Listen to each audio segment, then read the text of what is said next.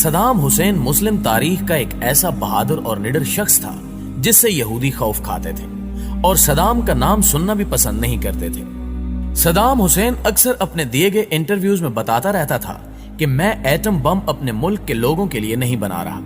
بلکہ یہ میں اس لیے بنا رہا ہوں تاکہ میں یہودیوں کی نیندیں اڑا سکوں۔ ایک دفعہ صدام حسین سے متعلق اسرائیل کے وزیر دفاع نے کہا تھا کہ یہ ایک پاگل شخص ہے جسے نہ تو اپنی فکر ہے اور نہ ہی لوگوں کی۔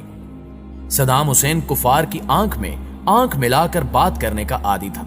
اور جب بھی کوئی یہودی صدام حسین کو سازش کا حصہ بنانا چاہتا تو اسے ہمیشہ ہی منہ کی کھانی پڑتی۔ دوستو، یہی وہ حکمران تھا جو ایک خاتون کی فریاد پر اسرائیل پر چڑھ دوڑا تھا اور اسرائیل کے دارالحکومت پر 40 میزائل داغ دیے تھے۔ ہوا کچھ یوں تھا کہ ایک دفعہ صدام حسین کی لائیو کانفرنس چل رہی تھی کہ اچانک ایک چیختی چلاتی ہوئی عورت اس کے سامنے آ کر کھڑی ہوئی اور صدام حسین کو سخت الفاظ میں مخاطب کرتے ہوئے کہا کہ اسرائیلی فوجیوں نے میری بیٹی کو ریپ کا نشانہ بنا کر قتل کر دیا ہے اور تمہیں یہاں کوئی فکر نہیں ہے، تم عیش و آرام کی زندگی بسر کر رہے ہو اور ادھر ہم پر مظالم کے پہاڑ توڑے جا رہے ہیں۔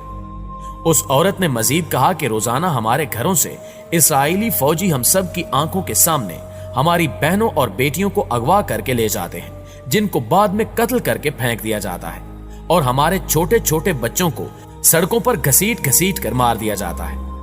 کیا تمہیں ان عورتوں، بوڑھوں اور بچوں کی چیخیں سنائی نہیں دیتی جو روزانہ اسرائیلی فوجیوں کی گولیوں کا نشانہ بنتے ہیں؟ کیا تم سے ان عورتوں، بچوں اور بوڑھوں کی چیخوں کا حساب نہیں لیا جائے گا؟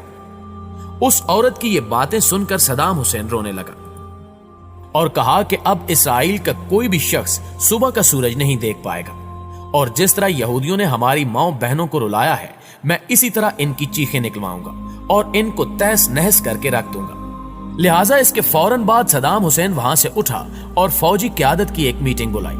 جس میں اس نے اسرائیل پر حملہ کرنے کا حکم جاری کر دیا، اور پھر اس کے حکم کے مطابق اسرائیل کے دارالحکومت پر 40 میزائل داغے گئے جن سے اسرائیل کے ہوش اڑ گئے۔ صدام اتنا طاقتور اور اپنی مرضی پر چلنے والا شخص تھا کہ کوئی بھی ملک یہ پوچھنے کی جرت بھی نہ کر سکا کہ اس نے یہ میزائل کیوں مارے ہیں۔